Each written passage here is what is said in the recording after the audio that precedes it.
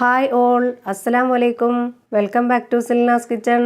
ഇന്നത്തെ റെസിപ്പി പെട്ടെന്ന് തയ്യാറാക്കിയെടുക്കാൻ പറ്റുന്ന നല്ല ടേസ്റ്റി ആയിട്ടുള്ളൊരു സ്വീറ്റിൻ്റെ റെസിപ്പിയാണ്. വായിലിട്ടാൽ അലിഞ്ഞിറങ്ങും എന്നൊക്കെ പറയുന്ന പോലത്തെ അത്രയും നല്ല ടേസ്റ്റി ആയിട്ടുള്ള നല്ലൊരു സ്വീറ്റിൻ്റെ റെസിപ്പിയാണ്. കുട്ടികൾ ചോദിക്കുന്ന സമയത്ത് തന്നെ നമുക്ക് ഉണ്ടാക്കി കൊടുക്കാനും പറ്റും. ഈ ഒരു സ്വീറ്റ് തയ്യാറാക്കി എടുത്തിട്ടുള്ളത് ബ്രെഡ് വെച്ചിട്ടാണ്. ഈ ഒരു റെസിപ്പിയിലോട്ട് കിടക്കുന്നതിന് മുമ്പായി എൻ്റെ ചാനൽ ആദ്യമായിട്ട് കാണുന്നവരാണെങ്കിൽ പ്ലീസ് ഒന്ന് സബ്സ്ക്രൈബ് ചെയ്തേക്കണേ. ഇനി നമുക്ക് റെസിപ്പിയിലോട്ട് കിടക്കാം.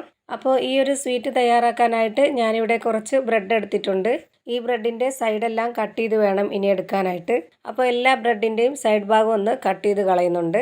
ഞാനിപ്പോൾ ഇത് ചെറിയൊരു പാക്കറ്റ് അളവിലുള്ള ബ്രെഡാണ് എടുത്തിട്ടുള്ളത്. അപ്പോൾ ഈ ഒരു ബ്രെഡിൻ്റെ അളവിനാണ് ബാക്കിയുള്ള ഇൻഗ്രീഡിയൻസും ഞാൻ ചേർത്ത് കൊടുക്കുന്നത്. നിങ്ങൾ എത്രയാണോ ബ്രെഡ് എടുക്കുന്നത് അതിനനുസരിച്ച് ബാക്കിയുള്ളതും കൂട്ടിയെടുക്കണം. ഇപ്പോൾ ഞാനിതെല്ലാം കട്ട് ചെയ്തെടുത്തിട്ടുണ്ട്. ഇനി ഇതിന്ന് കുറച്ച് ബ്രെഡ് എടുത്തിട്ട് ഇവിടെ ചെറിയ മിക്സിയുടെ ജാറിലേക്ക് ഒന്ന് ഇട്ട് കൊടുത്തിട്ടുണ്ട്. ഈ ഒരു ജാറിലേക്ക് ഇതുപോലെ ബ്രെഡ് ചെറിയ പീസുകളാക്കിയിട്ട് ഇട്ട് കൊടുത്തിട്ടുണ്ട്. ഇനി ഇതൊന്ന് പൊടിച്ചെടുത്തിട്ട് വരാം. കുറച്ചായിട്ട് എല്ലാ ബ്രെഡും ഇതുപോലെ പൊടിച്ച് ഈ പാത്രത്തിലേക്ക് ഇട്ട് കൊടുക്കാം. ഇപ്പോൾ ഞാനിവിടെ എല്ലാ ബ്രെഡും പൊടിച്ച് ഇതിലേക്ക് ഇട്ട് കൊടുത്തിട്ടുണ്ട്. ഇനി ഇതിലേക്ക് ആവശ്യത്തിനുള്ള പഞ്ചസാര ഇട്ട് കൊടുക്കാം. ഇതൊരു സ്വീറ്റിൻ്റെ റെസിപ്പി ആയതുകൊണ്ട് തന്നെ ഞാൻ അതിനനുസരിച്ചുള്ള പഞ്ചസാരയാണ് ഇട്ട് കൊടുത്തിട്ടുള്ളത്. നിങ്ങൾക്ക് എത്രയാണോ വേണ്ടത് നോക്കിയിട്ട് അതിനനുസരിച്ച് ഇട്ട് കൊടുത്താൽ മതി. ഇനി ഈ മധുരത്തിനെ ഒന്ന് ബാലൻസ് ചെയ്യാനായിട്ട് ഒരു നുള്ള് ഉപ്പിട്ട് കൊടുത്തിട്ടുണ്ട്. ഇനി ഞാൻ ഇതിലേക്ക് ഇട്ട് കൊടുക്കുന്നത് പാൽപ്പൊടിയാണ്.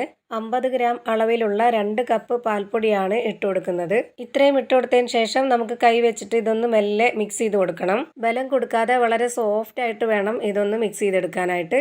ഈ ബ്രെഡിൽ പഞ്ചസാരയൊക്കെ ചേർന്നതുകൊണ്ട് പെട്ടെന്ന് തന്നെ അലിഞ്ഞ് കട്ടയായി പോവും. അപ്പോൾ ഇതെല്ലാം യോജിച്ച് കിട്ടത്തില്ല. പല സ്ഥലത്തായിട്ട് കട്ടയായി പോയി കഴിഞ്ഞാൽ അതിൻ്റെ ടേസ്റ്റും വ്യത്യാസം വരും. അതുകൊണ്ടാണിത് വളരെ സോഫ്റ്റ് ആയിട്ട് മിക്സ് ചെയ്തെടുക്കണം എന്ന് പറഞ്ഞത്. ഇപ്പോൾ ഇതെല്ലാം തന്നെ നന്നായിട്ടൊന്ന് മിക്സ് ചെയ്തെടുത്തിട്ടുണ്ട്. ഇതേപോലെ എല്ലാം ഒന്ന് നന്നായിട്ട് മിക്സ് ചെയ്തെടുത്തതിന് ശേഷം ഇനി ഇതിലേക്ക് 50 ഗ്രാം അളവിൽ പാൽ ഒഴിച്ചു കൊടുക്കാം. പശുവിൻ പാലാണ് ഒഴിച്ചു കൊടുക്കുന്നത്. കാച്ചി വെച്ചിരുന്ന പാല് നല്ലോണം ചൂടാറിയതിന് ശേഷമാണ് ഇതിലേക്ക് ഒഴിച്ചു കൊടുക്കുന്നത്. ഇനി ഇതിലേക്ക് നല്ലൊരു മണത്തിന് വേണ്ടി 1 സ്പൂൺ അളവിൽ നെയ്യ് ഉരുക്കിയതും ഒഴിച്ചു കൊടുക്കാം. ഇനി നേരത്തെ പോലെ തന്നെ വളരെ സോഫ്റ്റ് ആയിട്ടൊന്ന് ഇത് യോജിപ്പിച്ചെടുക്കുന്നുണ്ട്. ആദ്യം ഇതുപോലെ മെല്ലെ ഒന്ന് എല്ലാം യോജിപ്പിച്ചെടുത്തതിന് ശേഷം പിന്നീട് നന്നായിട്ട് ഇതുപോലെ ഒന്ന് കുഴച്ചെടുക്കാം. ഇതുപോലെ ആക്കിയെടുത്തതിന് ശേഷം കയ്യിൽ കുറച്ച് നെയ്യ് ഒന്ന് പുരട്ടിയിട്ട് ഇതുപോലെ ചെറിയ ബോൾസ് ആക്കി എടുക്കാം. ഇതേപോലെ തന്നെ എല്ലാം ഞാൻ റെഡിയാക്കി എടുക്കുന്നുണ്ട്. ഇപ്പോൾ ഞാനെല്ലാം ഇതുപോലെ റെഡിയാക്കി വെച്ചിട്ടുണ്ട്. ചെറിയ പാക്കറ്റ് ബ്രെഡ് ആയതുകൊണ്ടാണ് ഇത്രയും കുറച്ച് കിട്ടിയത്. ഇപ്പോൾ നമ്മുടെ നല്ല ടേസ്റ്റി ആയിട്ടുള്ള സ്വീറ്റ് റെഡിയായി കിട്ടിയിട്ടുണ്ട്. ഇനി ഞാനിത് കോക്കനട്ട് പൗഡറിൽ ഒന്ന് ഉരുട്ടിയെടുക്കുന്നുണ്ട്. ഇങ്ങനെ ചെയ്യണമെന്ന് നിർബന്ധമൊന്നുമില്ല. ഞാനിത് വീഡിയോ എടുക്കുന്നതിനും ഫോട്ടോ എടുക്കുന്നതിനൊക്കെ വേണ്ടിയിട്ട് ഒരു ഭംഗിക്ക് വേണ്ടി ഇട്ട് കൊടുത്തതാണ്. ഇനി വീട്ടിൽ ബ്രെഡ് മേടിക്കുമ്പോൾ ഇതുപോലൊന്ന് ചെയ്ത് കൊടുത്ത് നോക്കുക. കുട്ടികൾ മത്സരിച്ച് കഴിക്കും. അത്രയും നല്ല ടേസ്റ്റി ആയിട്ടുള്ള ഒരു സ്വീറ്റിൻ്റെ റെസിപ്പിയാണിത്. അപ്പോൾ ഇത്രയേ ഉള്ളൂ എൻ്റെ ഇന്നത്തെ റെസിപ്പി ഇഷ്ടമായാൽ ലൈക്ക് ചെയ്യാനും കമൻറ്റ് ചെയ്യാനും ഷെയർ ചെയ്യാനും മറക്കരുത്.